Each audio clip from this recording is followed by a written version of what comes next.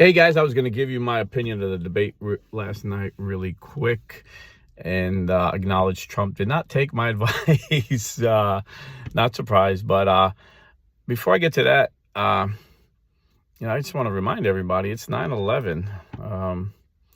We said we would never forget. So I just want to remind you because, we get busy with our life and I didn't even really, there wasn't any memorials or anything yesterday. I was so focused on the debate, I forgot until I looked at the date this morning. So let's not forget. Let's not forget the first certified death was a Catholic priest, a hero named Father Michael Judge. He was a chaplain at the New York City Fire Department, and when he knew we were under attack, he rushed and he met Mayor Rudy Giuliani, a Catholic mayor, who said, please pray for the city. So Father prayed for the city, and then he went inside the command post. No one had any idea that the towers were going to collapse. They actually set up a command post in the tower, and he went in the tower and prayed for people, comforted people. And then when the other tower collapsed and the debris went in, he died. He was the first fatality. And of course, the evil media, they want to disparage this man, and they disparage Rudy Giuliani. But both of these men were heroes that day. They're heroes in my book. They're both stand-up guys. But they weren't the only heroes, Another Catholic man named Michael Mansour, a Navy SEAL petty officer, while in Afghanistan on a roof, or maybe Iraq, I lost track. But while he was in the War of Terror, a hand grenade was thrown on the roof, and he seen it first. So he could have survived and jumped out of the way, but he knew his friends and teammates would be killed. So instead, he jumped on the hand grenade and died, a young man in his 20s, Navy SEAL Michael Mansour. There's no greater love than a man lay down his life for his friend. And Michael Mansour did it, and Father Michael Judge did it. Many hero stories like this. Never forget, America is great because America is good. America is not perfect, and neither are you, and neither am I. But America is great because America is good. And after 9/11, a Republican president, George Bush, went into the bluest of bluest cities and got a standing ovation because he said those terrorists are going to hear us. And by golly, we went to Afghanistan, and the news media thought this was going to be long and drawn out. Our warriors aren't used to war. These Taliban warriors and these Al-Qaeda warriors been fighting for centuries. This is going to be a deadly war. Within 2-3 weeks, we destroyed them. We had liberated the slaves of Taliban in Afghanistan. Our warriors liberated. We destroyed them. It was like Michael Jordan playing one-on-one basketball against freaking Tim Walsh. We destroyed them. You should be proud of your United States military fighting men. We are the best. And, unfortunately, Biden, just like everything else he touches, destroyed Afghanistan with the withdrawal. And I want to get into that now. I want to get into that debate. I said Trump should just fool them all, trick them all. They're going to want to debate him. They're going to want to goad him and bait him to being nasty and mean and angry and they're just going to lie. And he gets mad when people lie about him. And I said he should flip the script and be really nice. But he took the bait. And, a lot of people say he lost. But you know what? In 2016, when Democrats weren't afraid to debate, Hillary Clinton had 3 debates. That's the normal thing. You have 3 debates. And everybody said, like 80% of the people watching it said Trump lost all 3. Trump's not a politician. So, Mike Pence slayed Kamala, But nobody remembers that debate. But if you go by points and how they made points, Mike Pence annihilated Kamala Harris because she has no depth, no substance. Trump had it 3-1, no surprise. I mean, he took the debate from ABC. I wouldn't have taken it because they're the most biased. People thought, well, CNN actually gave a fair debate. Maybe ABC did. CNN gave a fair debate because Biden was like brain dead. Everybody felt sorry for him. They knew it was over, but ABC News knew this was important for Kamala, so they did something, and it goes all the way back. ABC News has always been like this. When Mitt Romney debated Obama, everybody was appalled. Well, sensible Republican people were appalled that in the middle of the debate, Candy Crowley fact-checked Mitt Romney. It's like, wait a minute, you're not debate. If anybody's going to fact-check him, the guy debating him, you don't gang up and you fact-check because you don't think it's true. And of course, the fact-check was false. Mitt Romney said that in a Rose Garden speech about 9/11, Obama wouldn't call him terrorists. And I seen the speech, and he didn't call Al-Qaeda terrorists. And Candy Crowley said, no, that's wrong. He did call him terrorists, and she insisted. So people that aren't politically in tune and watching thought Mitt Romney lied. And like 2 weeks later, Candy Crowley and ABC had to apologize that Mitt Romney was right, that she was mistaken. But it was too late because 100 million people seen the debate and maybe 5 million people or 500 people seen the apology. And this is what they do. So last night, I counted like 21 lies from Kamala Harris, and ABC didn't fact check her. But they fact checked Trump on 7 things that weren't lie, but they made it seem like a lie. So, number one, he said Kamala Harris and the Democrats want to have abortion through the 9th month. And he said, ask her. And when they asked her, she wouldn't answer. But they didn't press her like they kept pressing Trump on everything. But they said, well, there's nowhere in the United States where it's allowed to, have abortions in 9 months and kill a baby afterwards. Trump was so mad, he wasn't focused. He should have said, no, you can't kill a baby afterwards. How come when we tried to pass a law, the Republicans passed a law called the Baby Born Alive Act, Kamala Harris voted against it. And then the act said, if a baby survives an abortion, which happens, you're not allowed to kill the baby. And she voted against that. So, he should have fact-checked the fact-checkers because they're liars. And then he said, in Springfield, Ohio, they put like 50,000 Haitian immigrants. They literally flew them in. Like Harris and Biden sent a plane to Haiti to get these illegal immigrants and fly them in and give them, a place to stay. And he said they're eating the pets. And they're like, that's ridiculous. They're laughing at him, making fun of him. The city manager said he has no evidence they're eating pets. And Trump's like, I seen the people on the news. So it's his word. I've seen the people on the news too saying my cat's missing. These immigrants are talking about eating pets. I mean, the people on the street knows what's going on. Of course, the city manager and the politicians don't want to say, oh, they're eating pets in my city, But that's not the job of the moderator. It's never been. It was the job of Kamala to challenge them. It's a debate between them two. The moderator is just supposed to ask questions. They're not supposed to debate. It was unbelievable. The bias was disgusting. 3 against 1. And I can go on, but you've seen it. They took so much. Oh my goodness, it was so blatant. But the Democrats are gleeful. They're saying she spanked them, but she didn't answer any questions. And the moderators didn't press her. Like she lied and said, in 2020, I said I was against fracking. CNN fact-checked her a week ago and said that was false. She never said that. The last thing she said up until 2 weeks ago was she wanted to ban fracking.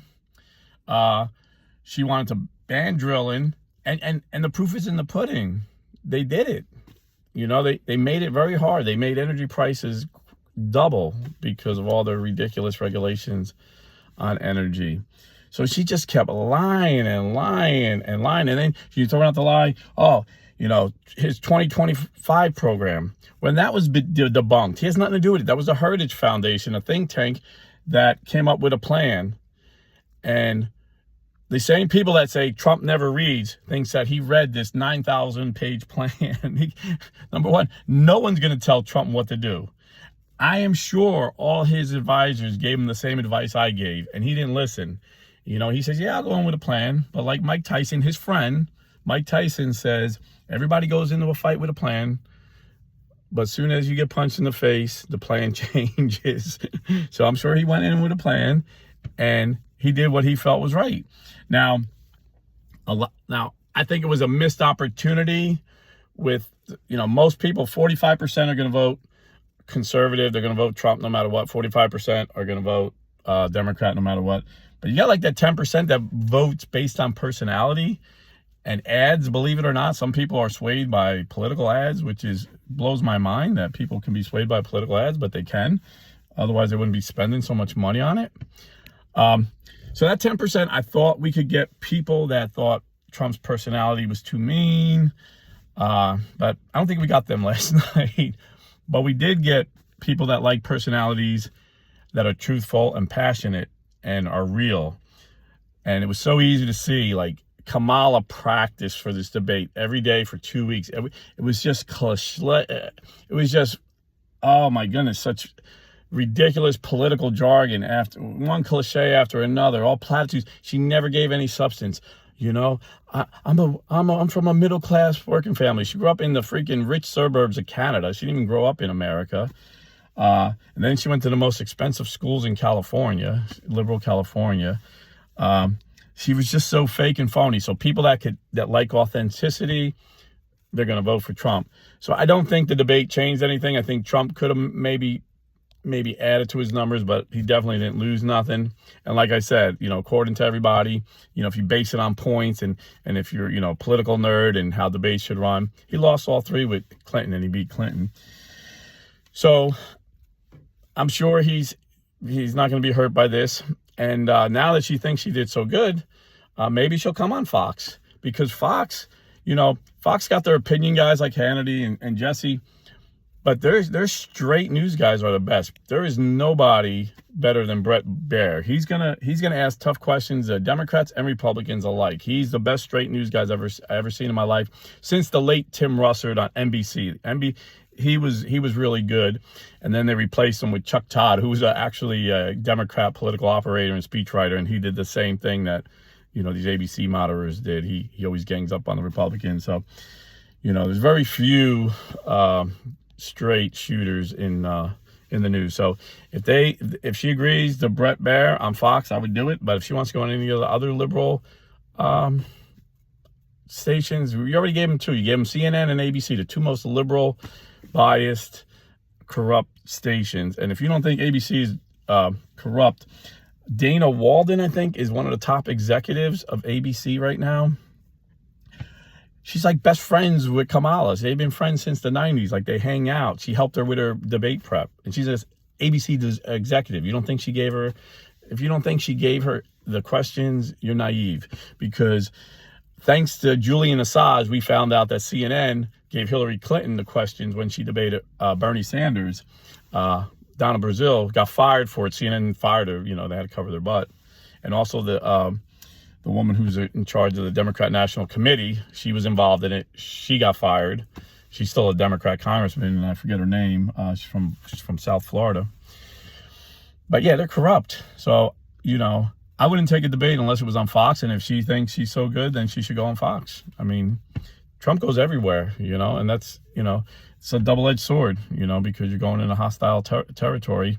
And, most people don't watch the Super Bowl. Most people don't watch football till the Super Bowl, so they don't know what's going on, and they see a debate and they're like, wow, I didn't know this. And they think, she won.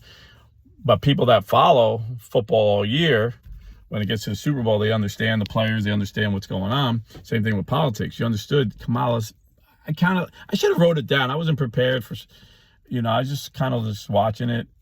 But I counted in my head like 21 lies that Kamala said, and she was never fact-checked. And then 7 things that Trump said that I know were true.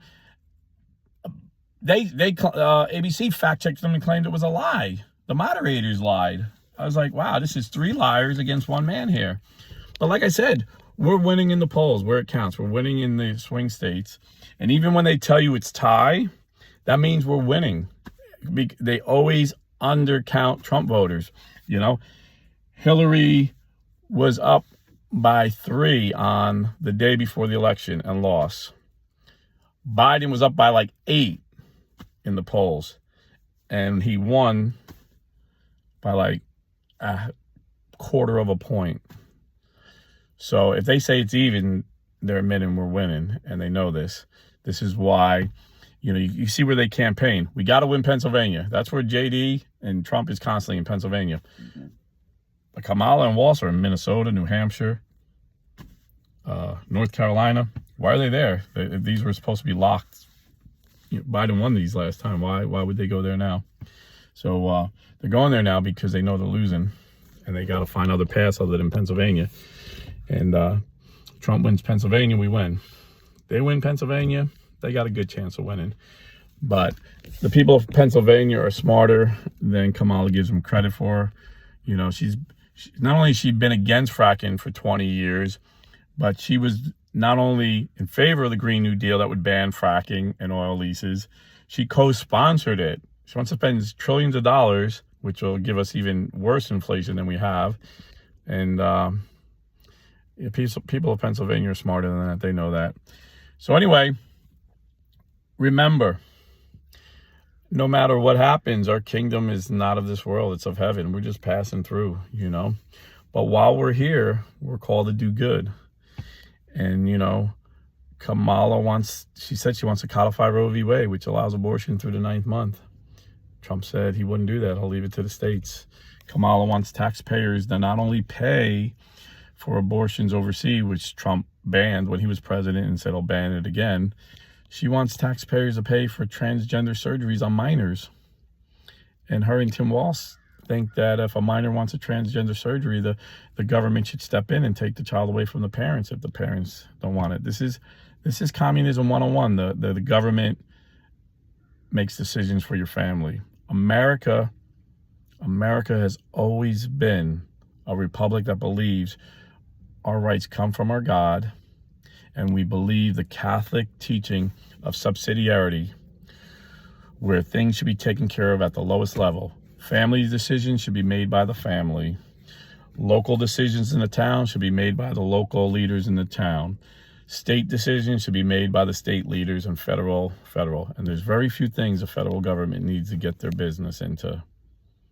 Military being one of them, roads being another. Not too many more they should be involved in. So anyway, I feel good. I think Trump's going to win. I wish he would have did it my way, but he's not me. But you know what? He's had 7 presidential debates, and every time I critique it, I'm like, I wouldn't have done this, I wouldn't do that. But somehow he keeps winning. And I think what it is people like his authenticity. And even though he says things and the media will say that's ridiculous, well, people will research it. Like people probably didn't, like he said, people are eating cats and dogs. Maybe the media will say, no, that's a lie. But they'll research it and they're like, well, some people, they'll see that some of the residents think their cats have been eaten. What's going on here? And then they'll realize, like a lot of people don't even realize that Biden's been flying people in. They thought it was bad enough that he wasn't stopping them at the border, but he's literally paying for flights to go to Haiti, to go to Venezuela, to go to Nicaragua, literally paying our money. I'm freaking working my butt off every day, and he's taking my money, sending it to other countries, putting people on, not vetting them. And Trump is right. We know this for a fact that these other governments are not giving like hardworking people. They want to keep their hardworking people. They're giving criminals and psychopaths tickets to get on this plane. And then they're coming here and they're eating our cats. So I think, for the moment, it might look like Trump lost the debate, but it'll filter out. And he always makes news, and he always shakes things up. And, he's like a bull in a China, what they say, bull in a China store or whatever. But he wins, because people like his authenticity. And this time it's much easier to win because we have the record. No matter what lies she says, you can see what she did for 4 years and you can see what he did for 4 years. And the results are as different as night as day, especially for the blue collar guy. Our lives are way better under Trump. For the elites, maybe it was better for the elites and the illegal immigrants. Maybe it's better under the Democrats. But like RFK Jr. said, Trump flipped the script. When his father and Uncle JFK were Democrats, the Democrat Party was for the working man, and the Republicans were for the elites. Now the Democrats are for the elites, and they're the most corrupt party this country's ever seen. They want to censor us, and they'll fact check us. And what they don't believe, they say is a fact. Oh, that's a fact that's wrong. No, it's not a fact. It's what you believe. and they'll want to censor us, and they want to get control over big tech and censor us in big tech over the media. They already got the media, and they had most of big tech. They had almost all of big tech, but now we got Elon on our side. So, you know, and Zuckerberg supposedly is staying neutral. So, but they still got Google and all the other guys. So just keep the faith. I think we're going to win this. I think Trump's definitely going to win. But even if he doesn't, you know, God's promises are real. All things work together for good for those who love him. I mean, we got to do the right thing. We got to vote pro-life. There's no ifs, ands, or buts. I believe it's a grave moral sin to not to.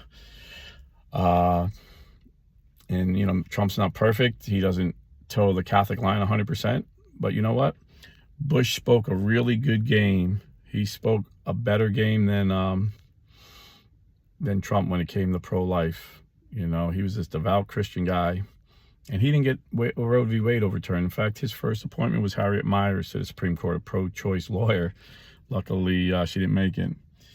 Ronald Reagan, great president. He didn't overturn Roe v. Wade either. Trump did it, and he'll keep it at the state level, and then it's up to us to educate people. We need to educate people. We need to organize people that this is murder. I mean, it's just basic science. I mean, these Democrats have become science deniers, and, you know, like Saul Alinsky and Karl Marx said, you know, accuse your opponent of what you do to confuse them, and this is what they do. You know, they say we're the science denier because we say there's not a climate crisis where we need to get rid of all gas cars and gas stoves like they're saying.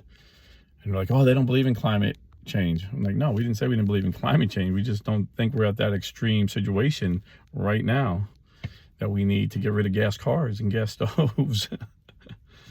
You know, so anyway, God bless and stay Catholic, and never forget the heroes on 9/11, especially Father Michael Judge and Father Michael Mansour and many others. God bless.